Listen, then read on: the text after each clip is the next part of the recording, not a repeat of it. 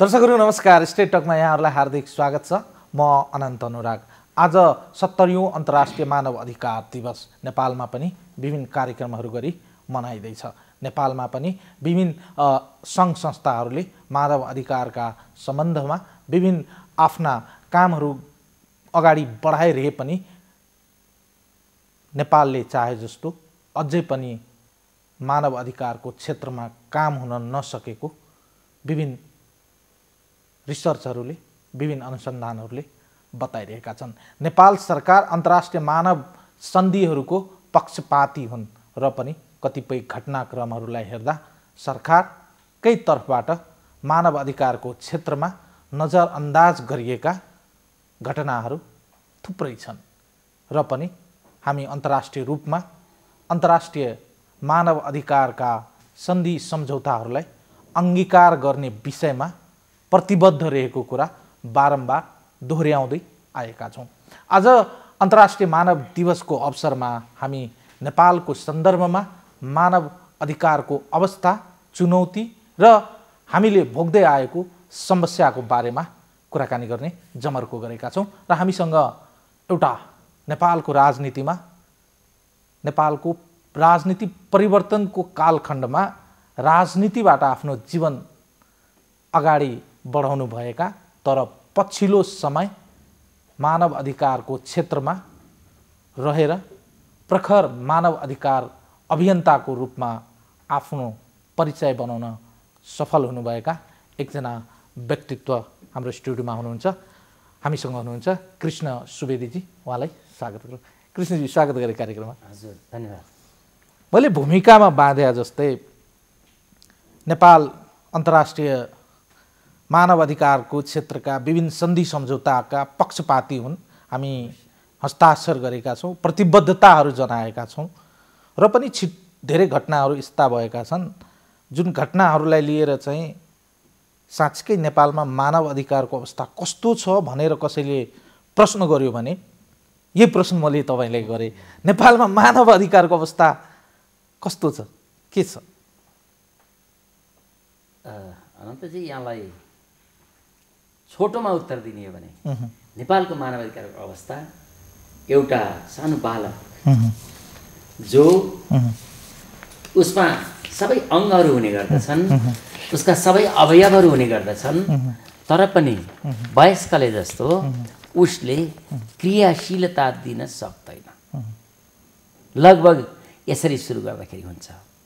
यहाँले भन्नुभयो जस्तो अवश्य पनि नेपाल अन्तर्राष्ट्रिय जगतमा मानवाधिकारका सन्धि, अभिसन्धि, सम्झौताहरू र सम्पूर्ण मानकहरूको पक्षमा उभिएको देश हो। यति मात्रै होइन, म त अझ यसो पनि भन्न रुचाउँछु, तपाईँ हाम्रो वैदिक परम्परादेखि हामी जुन पूर्वीय संस्कृतिका कुरा गर्छौँ, यो मानवाधिकार भनेको पश्चिमाहरूले अथवा संयुक्त राष्ट्रसङ्घले मात्रै सुरु गरेको भन्ने मान्यताबाट तपाईँ हामी मुक्त हुनुपर्दछ। मानव मर्यादाका रूपमा हिजो मानव अधिकार थियो, मानव सम्मानका रूपमा थियो, नरलाई नारायणका रूपमा मान्ने एउटा हाम्रो इतिहासहरू थियो।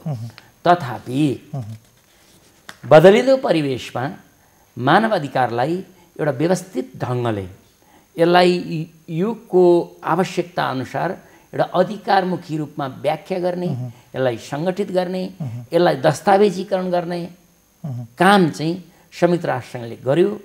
जो यसको फेरि प्रयत्न फेरि पश्चिमाले त संयुक्त राष्ट्रसङ्घमा मात्रै अथवा यो विश्वयुद्ध पछाडि मात्रै गरे भन्ने कुरो होइन। हिजो म्याग्ना कार्टादेखि होइन सन् 1200देखि यसको अभ्यास चाहिँ सुरु भएको हो र पछि गएर जब दोस्रो विश्वयुद्धले संसार तबाह भएपछि मानवाधिकारको एउटा व्यवस्थित रूपमा त्यो संयुक्त राष्ट्रसङ्घले मानवाधिकारलाई विधिवत 29वटा धाराभित्र समाहित गरेर एउटा अभिसन्धि घोषणा गर्यो। त्यही दिनलाई मनाउने सन्दर्भमा आज हामी यहाँ छौँ। प्रश्नमा आउँदा मैले अलिकति पृष्ठभूमिमा जोडेँ। अब नेपालले ती सबै मानवाधिकारका सन्धि अधिकांश भन्नुपर्छ अभिसन्धिहरू, घोषणाहरू, महासन्धिहरूलाई आफू पक्ष भएको छ र मान्छु भनेर त्यसमा दस्तखत गरेको छ र त्यसलाई अनुमोदन गरेको छ। यसर्थ नेपाल प्रतिबद्ध छ र त्यो मात्रै नभइकन अर्को एउटा अलिकति सकारात्मकताबाट नि सुरु गरौँ कि मलाई चाहिँ यस्तो लाग्छ। तर सवाल कहाँनिर छ भने नि सर, हामी राष्ट्रिय अन्तर्राष्ट्रिय महासन्धिहरू सन्धिहरूको पक्षपाती भए प्रतिबद्धता जनाए पनि प्रतिबद्धता अनुसार हामीले नेपालमा मानव अधिकारलाई संरक्षण गर्न सकेका छौँ कि छैन? सवाल चाहिँ मुख्य सवाल चाहिँ त्यो हो नि। एकदम हो, ठ्याक्कै म त्यहीँ आइपुग्दै थिएँ। के छ भन्नु होला भने कुनै पनि त्यो मानवाधिकारका सन्दर्भहरूलाई तति बेला मात्रै त्यो मानवाधिकार कार्यान्वयन भएको मानिन्छ जति बेला मान्छेको जीवनमा त्यो उपभोग गर्न पाएको हुन्छ। मान्छेले त्यसको उपभोग गरेर मर्यादित जीवन बाँच्न पाउनु पर्दछ। मानवाधिकारको प्रत्याभूति भने त्यहाँनिर हुन्छ। यो बिचमा मानवाधिकारलाई आवश्यक संरक्षण र सम्वर्धन पनि गर्नुपर्दछ त्यो देशले। र मात्र त्यो चाहिँ जसरी हामी किसानले खेती गर्दछ, खेतीका उत्पादनहरू जब त्यो उपभोक्ताको थालीमा नपुगुन्जेलसम्म त त्यो त वस्तुगत रूपमा चाहिँ प्राप्ति गरेन नि। मानवाधिकार पनि यस्तै कुरा हो, जो यसको निमित्त विभिन्न सन्दर्भहरू जुटाउनु पर्दछ, विभिन्न त्यो परिवेश मिलाउनु पर्दछ। त्यसरी हेर्दाखेरि चाहिँ हामी असाध्यै धनी छौँ मानवाधिकारको प्रयोगमा। जस्तो नेपालको संविधान 2072लाई लिनुहुन्छ भनेदेखि नेपालको संविधानले आफै यो मुलुकलाई नै एउटा समतामुखी समाजतिर लाने अथवा समाजवादको यात्रा प्रारम्भ गर्ने भनेर त्यहाँ चाहिँ घोषणा गरेको छ।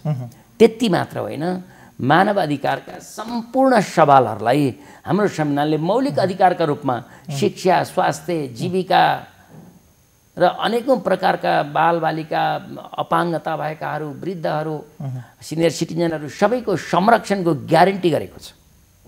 यतिसम्म कि हिजो दुनियाँमा के थियो भने राजनीतिक तथा नागरिक अधिकार सम्बन्धी अभिसन्धिको मात्रै धेरै चर्चा हुन्थ्यो।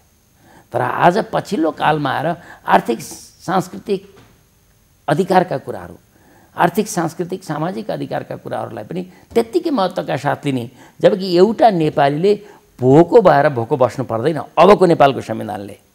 तर अब म तपाईँको प्रश्नमा ठ्याक्कै आइपुग्छु। किन भन्नु होला भने संविधानको पोथाले मात्र त सबै कुरो त दिँदैन।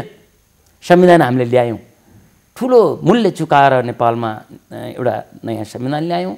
संसारले वाह भन्ने किसिमले ती मानवीय सवालहरूलाई, मानवीय मर्यादालाई, मानव अधिकारलाई माथि राखेर त्यो संविधान जारी गऱ्यौँ। आज बेला के हो भने संविधानको कार्यान्वयनको बेला हो। अब कार्यान्वयनको मूल जिम्मेवार को भन्दा सरकार हो। त्यसले गर्दा सबैको ध्यान सरकारतिर जान्छ। एक्ज्याक्टली ठिक ठाउँमा हुनुहुन्छ सर। कुनै पनि विषयवस्तुप्रति प्रतिबद्धता जनाउनु, कुनै कानुन बनाउनु, कुनै ऐन बनाउनु, कुनै नियम बनाउनु र आफूलाई कुनै परिधिभित्र चाहिँ समाहित गर्नु एउटा पाटो हो। ती पाटाहरूलाई, ती हस्ताक्षर गरिएका सन्धि सम्झौताहरू, कानुनहरू, ऐनहरू अथवा संविधानकै कुरा गर्ने हो भने पनि त्यति बेला मात्रै सजीव हुने सम्भावना रहन्छ जति बेला त्यसलाई हुबहु अक्षरशः पालना गरिन्छ।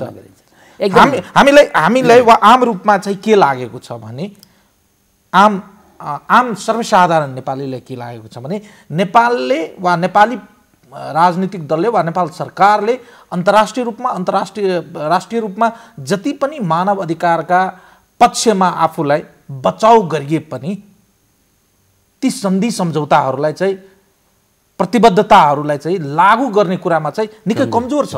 एकदम यहाँले ठिकै भन्नुभएको छ। म पनि त्यहीँ आउँदै थिएँ। मैले चाहिँ बिचको पडावसम्म आइपुगेको थिएँ।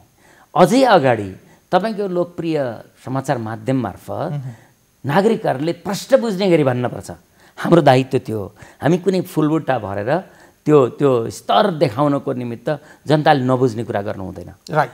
त्यसैले गर्दा त्यही नै त्यो मिडियाको मुख्य चाम भनेको ब्युटी भने पनि त्यही रहेछ कि त्यो यथार्थता जनताको माझमा पुर्याउनु पर्दछ। म त्यो प्रयत्न गर्छौँ। ठ्याक्कै हामी के अवस्थामा अहिले जाउँ भन्नु होला भने तपाईँले भन्नुभएको जस्तो कि हाम्रो देशले सन्धि सम्झौताहरू कार्यान्वयन गर्छु भनेको छ। त्यति मात्र होइन, अहिले आवधिक रूपमा तपाईँको जस्तो अब अहिले विकासका अवधारणाहरूमा, विकासका सवालहरूमा पनि जस्तो अहिले चाहिँ यो दिगो विकासको लक्ष्यहरू निर्धारण गरेको छ। ती सबै लक्ष्यहरूमा पनि नेपाल सरकारले म कार्यान्वयन गर्छु भनेर दस्तखत गरेको छ। ती यावत कुराहरूको परिपालनाको लागि पहिला कुरो त संविधान हो, संविधानमा आएको छ। अब यति बेला चाहिँ संविधानको भावना अनुसार ऐन कानुनहरू र तीनै तहमा यो तपाईको प्रदेश भयो, स्थानीय तहदेखि प्रदेशदेखि र सङ्घीय तहसम्म अर्थात् केन्द्रसम्म पनि यो संरचनाहरू निर्माण गरिनुपर्दछ।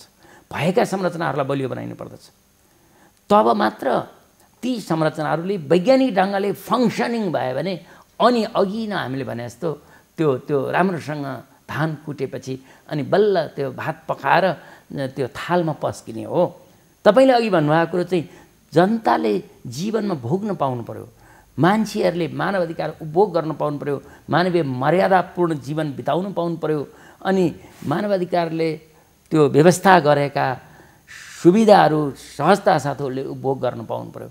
यदि उसमाथि कतैबाट हनन हुन्छ भने त्यसको समुचित उपचार पाउनु पर्यो, क्षतिपूर्ण पाउनु पर्यो। मानव अधिकारको त एउटा त्यो प्रक्रिया हुन्छ। त्यो प्रक्रियासम्म पाउने मान्छेको हक हुन्छ, जुन हकलाई संविधानले मैले अघि नै भने प्रत्याभूत गरेको छ। अब ऐन कानुनहरूमा बनाउने संरचना निर्माण गर्ने बेला हो।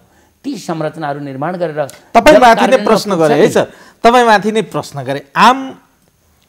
हामी आम सर्वसाधारण नेपाली के बुझ्छौँ भने मानव अधिकार भनेको के हो भने सिम्पल एकदमै लेम्यानको भाषामा प्रयोग गर्ने हो भने तपाईँ जस्ता अधिकार कर्मीहरू कुनै मुद्दा लिएर ब्यानर लिएर सरकारलाई झकझक्याउनको लागि सडकमा जानु नपरोस् हो नि, होइन र? एकदम। तर त दिनहुँ हामी पुगिराखेका छौँ नि त। आजै मात्र पनि केही अधिकार कर्मीहरू पक्राउ पर्नुभएको सूचना सुने मैले, मलाई दुःख लाग्यो। र हिजो पञ्चायत कालमा हामीले तपाईँले यो प्रश्न फेरि पनि किन गरेँ भने मैले फेरि पनि अलिकति प्रश्नाएँ। तपाईँ आफै पनि एउटा राजनीतिक जीवन व्यतीत गरिरहनु भएको मान्छे छ, नेपालको परिवर्तनमा जेल जीवन व्यतीत गरिरहनु भएको छ। तपाईँ हिजोको दिनको पनि प्रत्यक्ष साक्षी हुनुहुन्छ, आजको मानव अधिकारको पनि तपाईँ आफै वकालत गरेर सडकमा पुग्नु भएको छ। यो दुईटा चिजको ज्ञानुभूति र अनुभूति प्रत्यक्ष रूपमा भइरहँदा तपाईँले जस्तो अरूले व्याख्या गर्न सक्दैनन् होला मानव अधिकार भन्ने के हो। हिजो जेलमा हुँदा तपाईँको मानव अधिकार के थियो, आज बाहिर आउँदा चाहिँ मानव अधिकार के छ। र हामी लोकतन्त्रको वा सबैभन्दा उच्चतम लेभल लोकतन्त्रको गणतन्त्र भन्छौँ, जनतामा निहित सार्वभौम सत्ताको कुरा गर्छौँ हामी। त्यो अवस्थामा आइपुग्दा चाहिँ र पनि हिजोका दिन र आजको दिनमा मानव अधिकारको अवस्थामा के भिन्नता छ? कहीँ हेर्दाखेरि लगभग हिजोको कालरात्रिको संस्मरण गर्ने हुनुपर्ने अवस्था जस्तो तपाईँले हिजो नमिता सुमिता हत्याकाण्डको विरुद्ध आन्दोलित भएका थियौँ हामी। र नमिता सुमिताको हत्यारा को भन्दाखेरि पत्ता लगाउन किन गाह्रो भएको थियो नि, हत्यारा नारायटी दरबारभित्र बस्दथ्यो अथवा नारायटीका छत्र छायामा बस्दथ्यो। त्यति बेला बहुत मुस्किल भएको थियो। तर आज निर्मलाको हत्यारा खोज्न पनि त्यही स्थिति भोग्नु पर्यो भने यो चाहिँ पुस्तकको गोलबेडा चाहिँ खानु हुँदैन, बारीको गोलबेडा खानु हुन्छ भनेर पण्डित बाजेले भनेको जस्तो एउटा त्यो अवस्था अहिले छ। त्यसकारण म यहाँसँग 100% सहमत छु। तथापि जहिले पनि हामीले उज्यालोको अपेक्षा गर्नुपर्दछ, आलोकको वकालत गर्नुपर्दछ र भोलिप्रति हामी सुनिश्चित हुनुपर्दछ। भोलि किन सुनिश्चित छ भने अबको सरकारलाई मानव अधिकारको प्रत्याभूति नगरिकन बाँच्ने त्यो हैसियतै छैन, सम्भवै छैन। किनभने त्यही संविधान मार्फत चल्ने सरकार हो नि त। जनता, अर्को कुरो, जनताहरू सचेत भइसकेका छन्। तपाईँहरू जस्तो मिडियाहरूले मानव अधिकारका सवाललाई यसरी उठाइरहनु भएको छ। हामी सडकमै उभिएर उठाइरहेका छौँ र हाम्रो प्रक्रिया पनि कस्तो हुन्छ भन्नलाई भने पहिलो कुरो चाहिँ हामी सहकार्य गर्न प्रयत्न गर्दछौँ राज्यसँग। तपाईँ हामी सबैको एउटा बाटो त्यही हो। पहिलो कुरो साझेदारिताको कुरो हो। दोस्रो कुरो पहरेदारी पनि गर्नुपर्दछ हामीले। अहिले हामी पहरेदारीको अवस्थामा छौँ र खबरदारी पनि अझै पनि प्रश्नाइदिनुहोस्। म तपाईँलाई आग्रह गरेँ यो, अनि त्यसपछि म अर्को विषयमा प्रवेश गर्छु। मानव अधिकारलाई सुरक्षित गर्नको लागि, मानव अधिकारलाई व्यवस्थित गर्नको लागि, मानव अधिकार हुन नदिनको लागि सबैभन्दा पहिलो स्टेक होल्डर राज्य हो। त्यसपछि चाहिँ कार्यान्वयनको लागि राज्य हो। त्यसपछि चाहिँ हामी सर्वसाधारण एउटा चाहिँ उपभोक्ता हो। यहाँ चाहिँ उत्पादक र उपभोक्ताको सम्बन्ध जस्तो जुन भौतिक सम्बन्ध जस्तो हुन्छ, यसको बहुत गहिरो भावनात्मक सम्बन्ध हुन्छ। तर के देखियो भने नि सर, घटनाहरूको म इक्जाम्पल दिन चाहन्न, तर कटु सत्य चाहिँ यही देखियो। मानव अधिकारका घटना भएका कतिपय यस्ता उदाहरणहरू छन् जुन घटित घटनामा चाहिँ घटना गराउनेहरू कानुनभन्दा बलियो भएर आएका छन्। त्यही त मैले अघि तपाईँलाई एक्जाम्पलको रूपमा ल्याएको। हिजो नमिता सुमिता काण्डको एक्जाम्पल पर्याप्त छ, धेरै चर्चा गरिरहनु जरुरी छैन। अझै पनि के रहेछ भने तपाईँ हामीले चाहे जस्तो जनताको जुन लोकतन्त्र त्यसमाथि पनि यो समावेशी लोकतन्त्र अहिले हामीले बनिरहेको त मानवाधिकार सहितको राजनीतिक व्यवस्था हैन, यो सबै हुँदाखेरि पनि समाजमा दण्डहीनता अझै उन्मूलन हुन सकेको छैन, समाजमा भ्रष्टाचार उन्मूलन हुन सकिरहेको छैन, समाजमा अघि यहाँले भन्नुभयो जस्तो त्यो आफूलाई कानुनभन्दा माथि राख्ने हैसियतहरू पनि यदाकदा देखिँदैछन्। तर मलाई चाहिँ के लाग्छ भने कम्तीमा हामीले विश्वास गर्नुपर्छ र त्यो रियलाइज गर्नुपर्छ हिजोभन्दा आज मात्रात्मक रूपमा घट्दैछ। अब जब यो पुनर्संरचनाका हाम्रा कामहरू सकिन्छन् नि त्यसपछि गुणात्मक रूपमा अन्तर हुनेछ, गुणात्मक रूपमा अन्तर हुन्छ। हामीले त्यो विश्वास गर्नुपर्छ। नहुँदाखेरि मैले अन्तिम कुरो भन्न बाँकी थियो, अन्तिममा हामीले खबरदारी पनि गर्नुपर्छ सरकारलाई। चलो फेरि पनि म इक्जाम्पल लिएँ है। हजुर, मानव अधिकारकै आयोग छ हामीसँग, सबैभन्दा ठुलो मेकानिजम स्वतन्त्र एउटा चाहिँ आयोग छ हामीसँग। एकछिनको लागि बिर्सौँ, पुरानो घटनाहरूलाई बिर्स्यौँ हामी। युद्धकालीन घटनाहरूमा भएका अलिकति चाहिँ गम्भीर प्रकृतिका घटनाहरू, त्यसपछि पनि कतिपय यस्ता घटनाहरू घटे। ती घटनाहरूको बारेमा मानव अधिकार आयोगले सरकारलाई चाहिँ कारवाही गर्नको लागि प्रतिवेदन नै बुझाएका छन्। तर ती प्रतिवेदनहरू त अझै पनि ती पेन्डिङ छन्। सँगै तपाईँसँग म सहमत हुँदै अझ थप के कुरो भन्न चाहन्छु भन्नु होला भने मानव अधिकारको लगभग 1000 भन्दा अलिक कम सुझावहरू प्रतिवेदनहरूमाथि कारबाही नेपाल सरकारले गर्न सकेको छैन। 700-800 जति ती प्रतिवेदनहरू छन् र त्यो एउटा पाटो भयो। अर्को ज्वलन्त रूपमा भन्नुहुन्छ भने तपाईँले द्वन्द्वकालका कुरा उठाउनु भयो। द्वन्द्वको पीडालाई कम गर्न भनेर त्यो हामीले एउटा त्यो समाधान गर्ने क्रममा, द्वन्द्वलाई व्यवस्थापन गर्ने क्रममा हामीले दुईटा आयोगको कुरा गरेका थियौँ। एउटा सत्य निरूपण तथा मेलमिलाप आयोग र अर्को चाहिँ बेपत्ता आयोग। यी दुवै आयोगहरू गठन भएर लामो कालखण्ड बिताइसके तर आयोगलाई चाहिने ऐन बन्न सकेको छैन। आयोगलाई क्रियाशील बनाउन चाहिने आवश्यक स्रोत र ऊर्जा, साधन र त्यो सामग्रीहरू उपलब्ध गराइएको छैन, या त आयोग नै गतिलो प्रकारको बनाइएको छैन। अहिलेसम्म पनि त्यो आशा मात्रै भएको छ। त्यस्तै अरू कुराहरू तपाईँ बडो रमाइलो लाग्दो छ। संविधानले पहिला भइरहेका लोकसेवा आयोग, भ्रष्टाचार विरुद्धका आयोगहरू लगायत अरू 6वटा आयोग पुरानै थिए। फेरि पछि अधिकारमुखी अरू 6वटा NHRIहरूको व्यवस्था गर्यो, आयोगहरूको व्यवस्था गर्यो संविधानले। संविधान बनेको 3 वर्ष पुरा भइसकेको छ। अहिलेसम्म पनि ती आयोगहरूको निमित्त ऐन कानुनहरू पूर्ण रूपमा नियावली लगायतका चिजहरू तयार भएका छैनन्। अहिलेसम्म पनि आयोगमा आयुक्तहरूको व्यवस्था भएको छैन र आयोग सञ्चालनै भइरहेको छैन। हेर्नुहोस्, यो यथार्थता हो।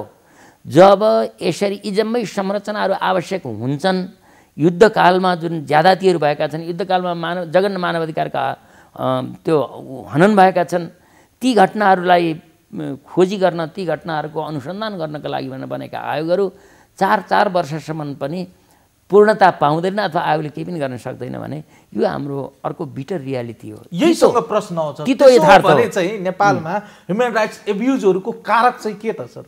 कारक यही जम्मै कारकहरू हुन् नि। तपाईँ हामी यतिकै छलफल गऱ्यौँ नि, अहिले जुन रोक्न पर्ने संयन्त्रहरू तयार भइसक्दैन, कानुन सुदृढता साथ कार्यान्वयन हुनुपर्दथ्यो, कार्यान्वयनको काम फितलो ढङ्गले हुन्छ र ती आयोगहरू फङ्सनिङै हुन सक्दैनन् भने एउटा बेपत्ताको परिवारले कसरी न्याय पाउँछ? तपाईँको एउटा त्यो जघन्य अपराध भएर हिजो चाहिँ जघन्य रूपमा चाहिँ एउटा मानवाधिकार हनन भएका घटनाबाट पीडितहरूले कसरी अवसर पाउँछन्? पीडकहरू, तपाईँ हामीले जसलाई पीडक भन्यौँ नि, तपाईँले सुन्नुभएको पनि होला कि एकजना प्रहरी, शस्त्र प्रहरीको एकजना अफिसरले कलङ्कीमा गोली हानेर एकजना मान्छेको तत्काल स्थान त्यहीँ मान्छे मारियो 62-63को आन्दोलनमा। र ती यति बलिया रहेछन् र तिनलाई चाहिँ प्रहरी पुलिसबाट बर्खास्त गर्नुपर्छ भन्ने जनताको विराट आवाज आयो। तर उल्टो के भयो तपाईँलाई याद छ नि? त्यो मात्रै होइन, अझ यो चाहिँ जहाँ एक प्रकारको त्यो यमलोकको चाहिँ सम्झना गराउने एउटा वधशाला आर्मीको यो तपाईँको एउटा टिम जुन थियो त्यो टिमले यो महाराजगञ्जमा त्यो टिम थियो र त्यहाँ लगेर धेरै मान्छेहरू मारिए। जब ती मान्छेहरू बेपत्ताको सूचीमा भए पछि राष्ट्रिय मानवाधिकार आयोगले उत्खनन शुद्ध गर्यो माथि बुढाने कण्ठको जङ्गलमा।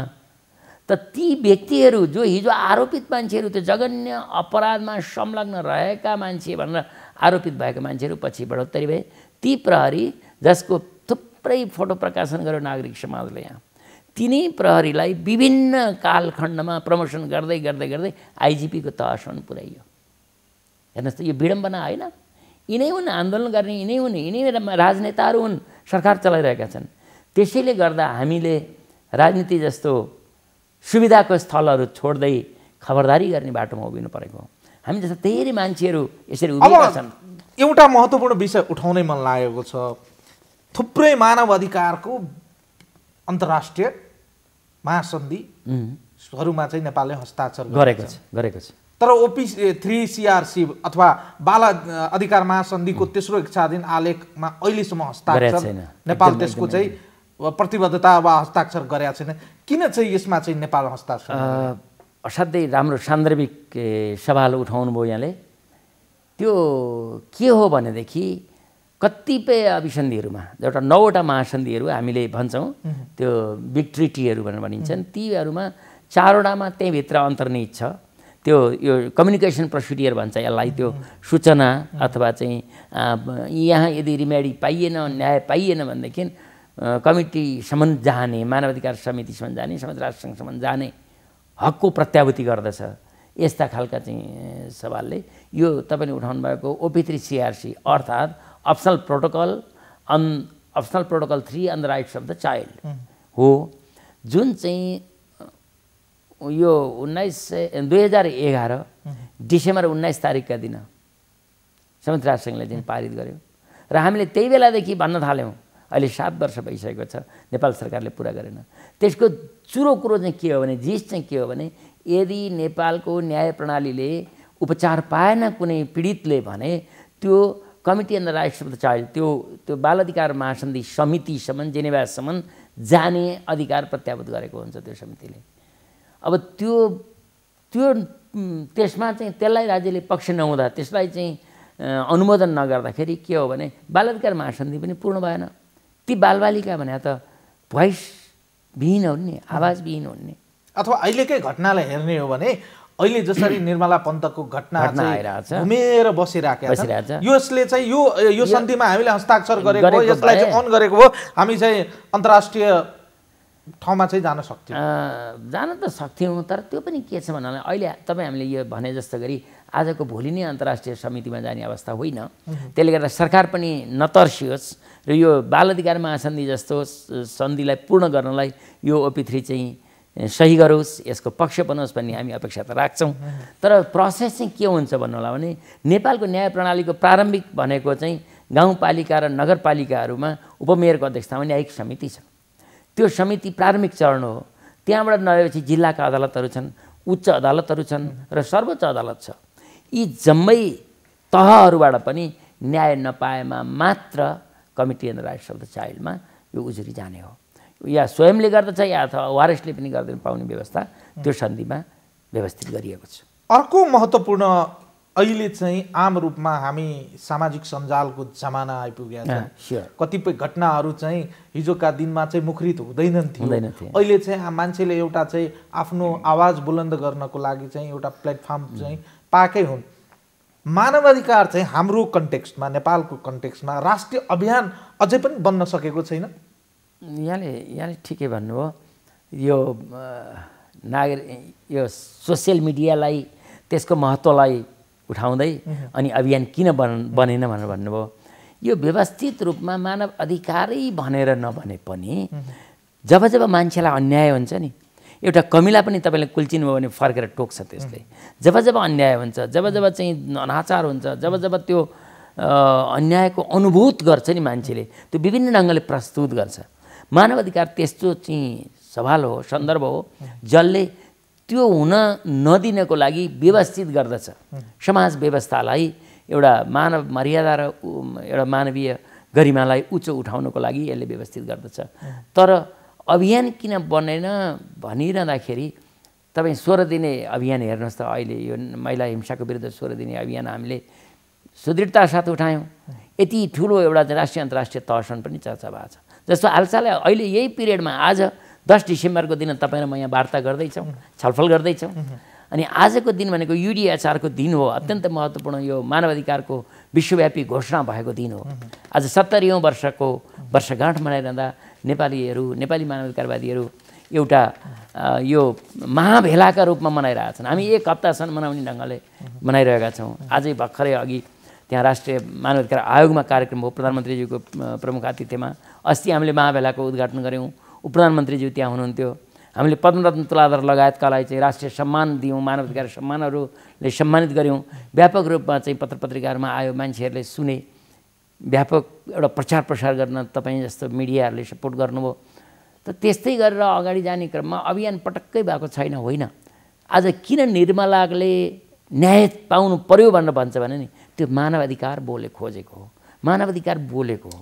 अर्को महत्त्वपूर्ण प्रश्न के हो भने नि सर, हिजोसम्म एक किसिमको स्थायी गभर्मेन्ट भइदिँदा चाहिँ हाम्रो बलियो सरकार नभएको बहानामा राजनीतिक नेतृत्वहरू चाहिँ मानवाधिकारको संरक्षणको सवालमा पन्छिने एउटा बाटो चाहिँ र बेनिफिट अफ डाउट चाहिँ लिँदै गरे, बेनिफिट अफ डाउट लिएका थिए। अहिले चाहिँ हामी इतिहासकै बलियो सरकार र एकदमै चाहिँ जनताप्रति प्रतिबद्ध छु भनेर प्रधानमन्त्रीको हरेक भाषणमा हरेक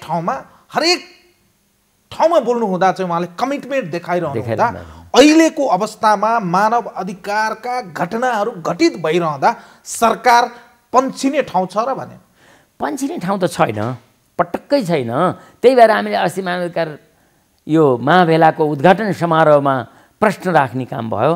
उपप्रधानमन्त्रीजीले के भन्नुभयो भने हामी पटक्कै पन्छिँदैनौँ, निर्मलाको हत्यारा पत्ता लागिसकेको छ। तर जसरी पत्रकार साथीले बोले जस्तै हामी सरकारमा रहनेले बोल्न त मिल्दैन, तर अब छिट्टै सार्वजनिक गर्दैछौँ, व्यवस्थित रूपमा सार्वजनिक गर्छौँ। त्यति बेला तपाईँहरू कोही पनि अपराधीलाई बचाउन चाहिँ नआइदिनु होला है भनेर बडो मार्मिक कुरा गर्नुभयो हामी सबैलाई साक्षी राखेर। हामी आशा राखौँ त्यो नमिता सुमिता काण्ड भएर जाने छैन, अवश्य पनि। होइन, आम जनता त छिटोभन्दा छिटो होस् भन्ने चाहना राख्नु त स्वाभाविक हो नि। तपाईँ हामी पनि छिटोभन्दा छिटो कुनै पनि घटना भइसक्दा त्यसका पीडितहरू लाई चाहिँ न्याय होस् र पीडकलाई चाहिँ तत्कालै कठघराभित्र चाहिँ ल्याउन सकुन् भनेर चाहिँ चाहना राख्नु स्वाभाविक। राज्यको अङ्ग र राज्यका मेकानिजमहरूले जनतालाई आश्वस्त पार्नु पनि एउटा चाहिँ ठुलो कुरा हो नि। राज्यका मेकानिजमप्रति आम जनताको विश्वास पनि मानव अधिकारको रक्षा गर्ने सवालमा खस्किएको देखिन्छ। एकदमै ठिक भन्नुभयो तपाईँले। त्यही भएर हामी भनिरहेको छौँ यो पेचहरू ढिला भइसकेका, खुकुलो भइसकेका मेसिनले, संयन्त्रले प्रोडक्सन दिन सक्दैन, उत्पादन दिन सक्दैन। त्यसैले गर्दा छिटो छिटो तिमीहरू पेच कस, छिटो छिटो चाहिँ यो आफ्ना प्रतिबद्धता पुरा गर्नको निम्ति संयन्त्रहरू छिटो निर्माण गर र तुरुन्त काम गर भन्ने जनताको त्यो अपेक्षा हो। अहिले यो गर्छौँ त्यो गर्छौँ भन्ने अरू कुनै पनि आश्वासनले जनताले मान्नेवाला छैन। जनतालाई अहिले भर्खर न्याय चाहियो, मानवाधिकारको आँखाले हेर्दा अहिले भर्खर मानवीय मर्यादा चाहियो। त त्यसको निमित्त सरकार प्रतिबद्ध हुनुपर्छ, छिटोभन्दा छिटो काम गर्नुपर्छ। अब अर्को सवाल चाहिँ गर्न मन लाग्यो तपाईँलाई। भनिन्छ जति पनि अभियानहरू, जति पनि राइट्सका कुराहरू हुन्छन् सहर केन्द्रित भएका छन्। दूर दराजका मान्छेहरूको मेरो मानव अधिकार के हो, मैले के गर्नुहुन्छ के गर्नु हुँदैनन्, मलाई चाहिँ कुनै अधिकार मेरो हनन भयो भने म कहाँ जाने, कसलाई रिपोर्ट गर्ने, अझै पनि थुप्रा नेपालीहरूलाई चाहिँ आफ्नै अधिकारको बारेमा चाहिँ ज्ञान छैन। तर पनि हामी सहरमा चाहिँ प्रतिबद्धताका चाङहरू चाहिँ हामी लगाइरहेका छौँ, गफ हाँकिराखेका छौँ। यो अलिकति हजम नभएको हो।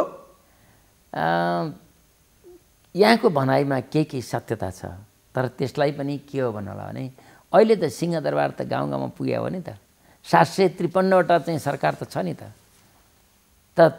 तिनको दायित्व पनि त्यही हो। जसरी हामी केन्द्र सरकारका कुरा गऱ्यौँ नि अघि, यो सङ्घीय सरकारले यो गर त्यो गर भन्यो भने तिनै मानवाधिकारको प्रतिपालना गर्नु, रक्षा गर्नु, कार्यान्वयन गर्नु र जनताको जीवनसम्म त्यसलाई पुर्याउने काम भनेको सरकारको हो। त्यो स्थानीय सरकारको दायित्वभित्र पर्दछ अझ स्थानीय रूपमा। यो त्यसैले गर्दा विकेन्द्रीकरणको कुरा आयो, त्यसैले गर्दा सङ्घीयताको कुरा आयो हाम्रो देशमा र एउटा सशक्त स्थानीय निकायहरूको, स्थानीय तहहरूको बन्दोबस्त गर्ने काम भएको छ। अब जनता पहिलाभन्दा आज सचेत भएका छन् र जसरी भन्नुहोस् न, हामीले हाम्रो टेलिभिजन च्यानल पनि त एबिसी च्यानल त काठमाडौँबाटै चलाउँछौँ नि, तर हाम्रो लक्ष्य के भने जुम्लाको उता छेउमा, हुम्लाको पल्ला छेउमा बस्ने, लिमीमा बस्ने जनताले पनि, ताप्लेजुङमा बस्ने जनताले पनि अनि केचनामा बस्ने जनताले पनि सुनुन् भन्ने हो नि। यो सुन्नै पर्छ उनीहरूलाई। तर सुनिरहने कुरो पनि यहाँबाट मात्रै, काठमाडौँबाट मात्रै सुनाउँदा भएन भनेर हामीले प्रादेशिक व्यवस्था गरेका छौँ। त्यो हुनुपर्दछ। हाम्रो संविधानको कार्यान्वयन भनेको त्यही हो। जनताको जीवनमा पुगेन भने त्यो कार्यान्वयन नै होइन। जनताको जीवनमा परिवर्तन आउनुपर्दछ। तब अनि विकासका कुराहरू पनि कार्यान्वयनका कुरामा लिन सकिन्छ। मानवाधिकारको प्रत्याभूति पनि मान्छेको जीवनमै हुनुपर्दछ। तपाईँमाथि आरोप लगा वा तपाईँ जस्तै मानवाधिकारको क्षेत्रमा रहनुभएका व्यक्तित्वहरूमाथि आरोप पनि छन्। अवश्य अवश्य। अब तपाईँहरूमाथि आरोप के छ भने तपाईँहरू चाहिँ डोनर ड्राइभन एजेन्डालाई चाहिँ बढी केन्द्रित हुनुहुन्छ र ती विषयवस्तुहरूलाई बढी उठाउनुहुन्छ, अरू विषयवस्तुहरूलाई त्यति प्राथमिकता दिनुहुन्न। यसलाई चाहिँ कसरी तपाईँ डिफेन्ड त्यो पटक्कै सत्यता होइन। किन भन्नु होला भने कतिपयले होलान्, केही आलुहरू कुहिएका हुन्छन्, सिँगै बोरामा त्यसको चाहिँ प्रभाव पर्दछ, बोराभरिका आलुमा प्रभाव पर्छ। तर जहाँसम्म हामी नेपालका मानवाधिकार अभियन्ताहरूको कुरो, हामीलाई निर्मला हत्याको विरुद्धमा चाहिँ कार्यक्रम गर है भनेर कसैले पनि फन्ड त दिएको छैन नि त। यो स्वस्फूर्त रूपमा जागृत हुने कुरा हो। जस्तो डोनर ड्रिभन भन्ने कुरा चाहिँ के भन्छ भन्नु होला भने, कुनैसँग हाम्रा सवालसँग कोही मिल्छ भने त्यो सवालमा उनीहरूलाई हामी अवसर दिन्छौँ। तर म त त्यसको लिभिङ जो काम गरिरहेका मानवाधिकारका क्षेत्रका साथीहरूमध्ये हामी केही यस्ता मान्छेहरू छौँ जो यो डोनरको आश नगरिकन आन्दोलनका माध्यमबाट, अभियानका माध्यमबाट काम गरिरहने पनि छन्। हामी केही हामी त्यस्तोमा छौँ र केही साथीहरू त कतिपय साथीहरूले त 1 रुपियाँ पनि अन्तर्राष्ट्रिय त्यो सपोर्ट नलिकन काम गर्नुभएको पनि छ। हामी दुधले धोएका छौँ भन्दैनौँ, केही न केही हामीले पनि सहयोगहरू लिन्छौँ। तर कुन अवस्थामा लिन्छौँ भने कार्यक्रम हाम्रो, सवाल हाम्रो अनि कार्यान्वयनको प्रक्रिया हाम्रो, हामीसँग जोडिन कोही आउन चाहन्छ भने ठ्याक्कै त्यो समयमा हामी वेलकम गर्छौँ र सामूहिक रूपमा चाहिँ मिलेर काम गर्छौँ। तर डोनरहरूले यो कुरा उठा त्यो कुरा उठा भन्दाखेरि हामी ती कुराहरू मात्रै उठाउने कुरा चाहिँ हुँदैन। कसैले एकछिनको लागि मैले यदि तपाईँलाई भिजुअल एउटा प्रश्न गरेँ भने मानवाधिकारको क्षेत्रमा र वा मानवाधिकारकै लागि चाहिँ आएका डोनरहरू, डोनेसनहरू चाहिँ कति पारदर्शी छन्? यो पनि असाध्यै सान्दर्भिक कुरो। पारदर्शिता र गुड गभर्नेन्स आफैमा हाम्रा नाराहरूमध्ये पर्दछ। पारदर्शी हुनुपर्छ। यति पारदर्शी हुनुपर्दछ। प्रश्न गर्नुको मेरो लक्ष्य के हो भने चाहिँ मानवाधिकार कर्मी साथीहरू, अधिकारका क्षेत्रमा रहनुभएका व्यक्तित्वहरू चाहिँ प्राय चाहिँ भ्रष्टाचार मुक्त समाजको सुशासनको कुरा चाहिँ चर्को कुरा गर्नुहुन्छ। तर आम प्रश्न के गर्छौँ भने हामीलाई के लाग्छ भने आम जनताको मनमा लागेको कुरा के हो भने तपाईँ अरूमाथि प्रश्न गरिरहनु हुँदा, तपाईँ सुशासनको कुरा गरिरहनु हुँदा, तपाईँ भ्रष्टाचार मुक्त समाजको परिकल्पना गरिरहनु हुँदा तपाईँलाई आएको डोनेसन, तपाईँ जुन प्रोजेक्ट ड्राइभ गरिराख्नु भएको छ त्यसमा आएको लागत, आय व्यय चाहिँ कति पारदर्शी छ? आम जनताले त्यो बुझ्ने राइट्स राख्छ कि राख्दैन? एकदम ठिक कुरा उठाउनु भयो यहाँले। हाम्रो पारदर्शिताको कुरा भन्नुहुन्छ भने 1 नम्बर त हामी हरेक कार्यक्रमहरूको आय व्यय सहितको सार्वजनिक सुनवाई गर्छौँ। वार्षिक रूपमा हामी यो सामाजिक सुनवाई गर्ने गर्दछौँ र एउटा नेपाल सरकारको खरिद ऐन अनुसार सरसामग्रीहरू खरिद गर्दछौँ। नेपाल सरकारको विधिअनुसार यो प्यानदेखि भ्याटदेखि जहाँ रजिस्टर हुनुपर्ने ती ठाउँहरूमा रजिस्टर भएर काम गर्दछौँ। अर्को महत्त्वपूर्ण कुरो, हामी हाम्रा कार्यक्रमहरूलाई यो अडिट गर्ने गर्दछौँ, त्यो सोसियल अडिट पनि गर्ने गर्दछौँ। अनि त्यसपछि खोजेको बखतमा, चाहेको बखतमा, मान्छेहरूले माग गरेको बखतमा पारदर्शी भएर चाहिँ हामी आफ्ना डकुमेन्टहरू दिन सक्दछौँ। यति कम्तीमा भएपछि अब यति हुँदाखेरि पनि चाहिँ पारदर्शी भएन भन्ने कुरो चाहिँ आउँदैन। यस्तोसम्म पनि देखिन्छ तपाईँको के भनेदेखि कि मान्छेहरूले एउटा पारदर्शिताको नाममा अब चोक चोकमा गएर हाम्रो आय व्यय सार्वजनिक गर्न सक्दैनौँ। त्यसको निश्चित अवधि हुन्छ, निश्चित स्थान हुन्छ। त्यो कसैले त्यो नगरेका पनि छन्। यहाँको प्रश्न शून्यमा छ भनेर म भन्दिनँ। त्यो नगर्नेहरूलाई हामी नै खबरदारी गरेर हुन्छौँ कि पारदर्शी बन, सुशासनको लागि व्यवस्था गर। यो हाम्रो चाहिँ त पहिलो महत्त्वपूर्ण कुरा हो। अर्को एउटा छ, तपाईँले नसेधोको प्रश्न छ। हामीलाई अर्को पनि आरोप आउँछ। हामीलाई एउटा के आरोप आउँदछ भने तपाईँहरू त 5 तारे होटेलमा बसेर डलर खर्च गरेर अनि गरिबका कुरा गर्नुहुन्छ भन्ने खालको आरोप पनि आएको छ। म त्यो आरोपमा पनि केही सत्यता देख्छु र हाम्रो समुदायका साथीहरूलाई कम्तीमा मानवाधिकारका कार्यक्रमहरू चाहिँ त्यस्ता 5 तारे होटेलमा गर्ने र विदेशीको पैसामा भोज खाने काम चाहिँ नगरौँ। बरु हामी चिया बिस्कुट खाएर कार्यक्रम गरौँ, क्याम्पसहरूका हलहरूमा कार्यक्रम गरौँ। त्यसैले गर्दा मैले अहिलेका अभियानहरू मानव अधिकार कर्मीहरूको लागि सबैभन्दा उत्तम ठाउँ भनेको कार्यक्रम गर्नको लागि त जनताले रुचाएको आम चोक हो नि, हैन? चोकमा हुन्छ, टुँडी खेलमा गर्न सक्छौँ हामी। भले अहिले टुँडी खेल व्यस्त छ। जस्तो अहिले राष्ट्रिय मानवाधिकार महाभेलाको कार्यक्रम हामीले चाहिँ यो प्रशासनिक प्रतिष्ठानमा गरेका छौँ उद्घाटन समारोह। त्यसपछिका कार्यक्रमहरू नेपाल एकाडेमीमा गर्दैछौँ। हामी 3 दिन लगातार नेपाल एकाडेमी एकदमै अन्त्यतिर चाहिँ एकदमै सर्ट आन्सरको अपेक्षा गरे। जसरी चाहिँ अहिले सूचनाको दायरा मानवाधिकारको जुन हामी चाहिँ एउटा अघि जुन जति पनि बहस गर्यो सहर केन्द्रित भयो, यसको सूचनाको दायरालाई चाहिँ अझै फराकिलो बनाउनु पर्ने आवश्यकता देख्नुहुन्छ तपाईँ? एकदमै आवश्यकता देख्छु। अघि तपाईँले भनिसक्नुभयो यो कुरा। के हो भन्नु होला भने आज most of the people are journalist. हेर्नुहोस्, यो सोसियल मिडियाले गर्दा लगभग सबै मान्छेहरू सूचनाको प्रवाह गरिरहेका छन् आफ्नो हैसियत अनुसार। तपाईँले एउटा टेलिभिजन मार्फत देशभर प्रचार गर्नुहुन्छ, यसको पनि इन्टरनेट मार्फत विश्वभरि प्रचार गर्नुहुन्छ भने एउटा मान्छेले आफ्नो नेटवर्कभित्र चाहिँ आफू गरिरहेको छ। यो अरू उपाय छैन। यो बदलिँदो समाजमा यो 21औं शताब्दीको पनि अन्त्यतिर चाहिँ हामी लागिरहेका छौँ भने अब हामी चाहिँ यो इलेक्ट्रोनिक माध्यम नै हो। यही माध्यमबाट संसारमा सूचना पुर्याउन सक्छौँ, देशभरि सूचना पुर्याउन सक्छौँ। हिजो धेरै अस्थिरताहरू भए, 6 महिने 7 महिने 9 महिने सरकारहरू बदलिए, त्यसले गर्दा मुलुकको विकास हुन सकेन, संविधान आएको थिएन, कार्यान्वयन हुन सकेन, जम्मै कुरा हामीले भन्यौँ। तर आज ती कुराहरू पार भइसकेका छन् र संविधानको कार्यान्वयनको अवस्थामा पूर्ण बहुमतका साथ तपाईँ सत्तामा हुनुहुन्छ। खबरदार, तपाईँहरूले असफल हुने बाटोतिर लाग्नुभयो भने भोलि हामीले तपाईँहरूलाई जनविरोधीको संज्ञा दिन नपरोस्। भोलि मानवाधिकार विरोधीको आरोपमा तपाईँहरूलाई लाञ्छित गर्न नपरोस्। म यही शुभकामना दिन चाहन्छु सरकारलाई। धन्यवाद सर संवादको लागि। धन्यवाद। दर्शकहरू, आजको लागि यति नै। सम्पूर्ण युनिटलाई मलाई पनि बिदा दिनुहोस्। नमस्कार।